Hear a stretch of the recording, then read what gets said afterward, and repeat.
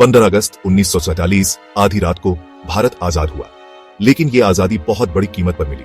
British राज के नीचे एक अखंड भारत अब दो आजाद देशों में बंट गया, भारत और पाकिस्तान। यह बंटवारा इतिहास में खुशी और गम दोनों का पल आज भी करोड़ों लोगों की जिंदगी पर असर डालता है।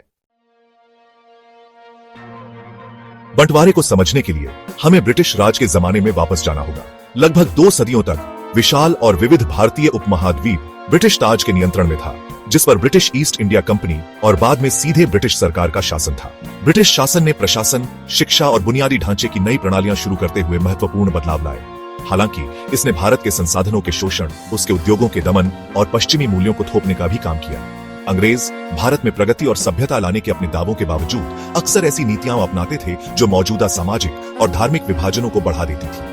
उन्होंने धर्म के आधार पर अलग अलग निर्वाचक मंडलों जैसी अवधारणाएं पेश की, जिससे सांप्रदायिक दरारें और गहरी हो गई। फूट डालो और राज करो की ब्रिटिश नीति, जबकि इतिहासकारों द्वारा बहस की जाती है, ने निस्संदेह भारतीय समाज के कुछ वर्गों में अलगाववाद की भावना को बढ़ावा देने में भूमिका निभाई। जैसे जैसे भारतीय स्वतंत्रता आंदोलन ने गति पकड़ी, अंग्रेजों ने खुद को उपमहाद्वीप के भीतर धार्मिक और राजनीतिक आकांक्षाओं के जटिल जाल को संभालने में असमर्थ पाया।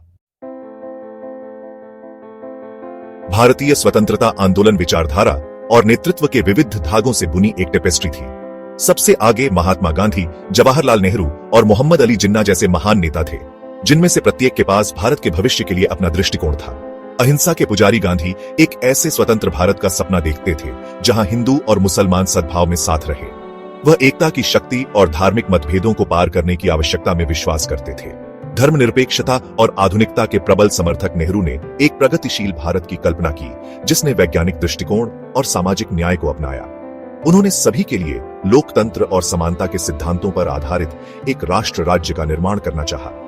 कभी हिंदू मुस्लिम एकता के समर्थक जिन्ना धीरे धीरे एक अलग मुस्लिम मातृभूमि की आवश्यकता के प्रति आश्वस्त हो गए। उन्होंने तर्क दिया कि हिंदू बहुल स्वतंत्र भारत में मुस्लिम अल्पसंख्यक को भेदभाव और हाशिए पर रहना पड़ेगा। पाकिस्तान की उनकी मांग उन भारतीय मुसलमानों के एक वर्ग की चिंताओं और आकांक्षाओं को दर्शाती है जो राजनीतिक और सांस्कृतिक रूप से अलग थलग महसूस करते थे। चौथा, भाग बिछड़ने के बीच।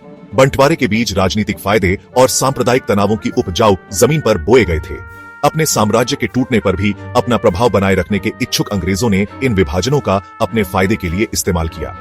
उन्होंने संवैधानिक सुधार पेश किए, जिससे मुसलमानों को अलग निर्वाचक मंडल दिए गए, जिससे राजनीतिक क्षेत्र में धार्मिक पहचान और मजबूत हुई।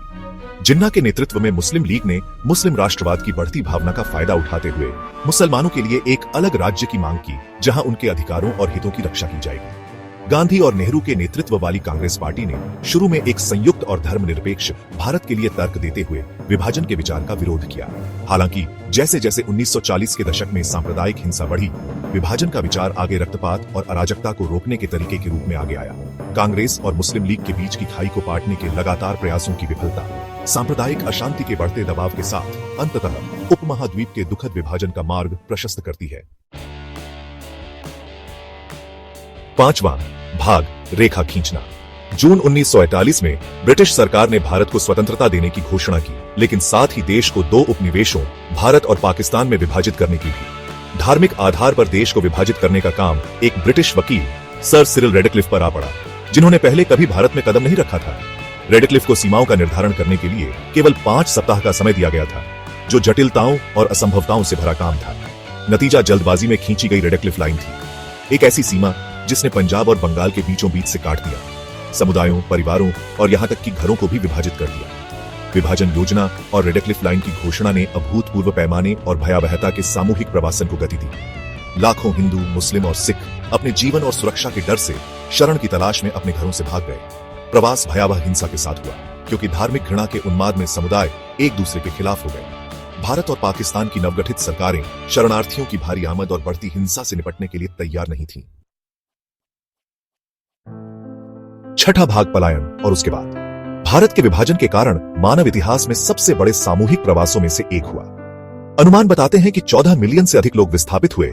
हिंदू और सिख उन क्षेत्रों से भारत चले गए जो पाकिस्तान का हिस्सा बन गए, और मुसलमान विपरीत दिशा में चले गए। यात्रा खतरे और कठिनाई से भरी थी, क्योंकि शरणार्थी पैदल, भीड़भाड़ वाली ट्रेनों और बैलगाड़ियों में यात्रा करते थे और रास्ते में अक्सर हमलों और हिंसा का सामना करते थे। विभाजन और उसके बाद हुई हिंसा ने भारत और पाकिस्तान दोनों के मानस पर एक अमिट निशान छोड़ दिया। विस्थापन का आघात, घरों और प्रियजनों का नुकसान और प्रवास के दौरान देखे गए भयावह दृश्य पीढ़ियों को परेशान करते रहते हैं। विभाजन का दोनों देशों की जनसांख्यिकी और सामाजिक ताने बाने पर भी गहरा प्रभाव पड़ा, जिससे बड़े पैमाने पर शरणार्थी आबादी पैदा हुई और मौजूदा सामाजिक और आर्थिक असमानताएं बढ़ गई। विभाजन ने भारत और पाकिस्तान के बीच अविश्वास और दुश्मनी के बीज बोए, जिससे संघर्ष और शत्रुता की विरासत छूट गई, जो आज भी जारी है। 7वां भाग, बंटवारे की विरासत। भारत का विभाजन उपमहाद्वीप के इतिहास में एक महत्वपूर्ण क्षण था, जिसकी गूंज आज भी गूंज रही है। इसने 2 नए राष्ट्र राज्यों का निर्माण किया, लेकिन दर्द, विस्थापन और अविश्वास की विरासत भी पीछे छोड़ दी। विभाजन के साथ हुई हिंसा ने लाखों लोगों की जान ले ली। उन घटनाओं का आघात एक लंबी छाया डालता रहता है, जो भारतीयों और पाकिस्तानियों दोनों के आख्यानों और पहचान को आकार देता है। विभाजन का दक्षिण एशिया के भू राजनीतिक परिदृश्य पर भी गहरा प्रभाव पड़ा। जल्दबाजी में खींची गई रेड क्लिफ लाइन की विरासत, कश्मीर का अनसुलझा मुद्दा भारत और पाकिस्तान के बीच संघर्ष और तनाव का एक प्रमुख स्रोत रहा है।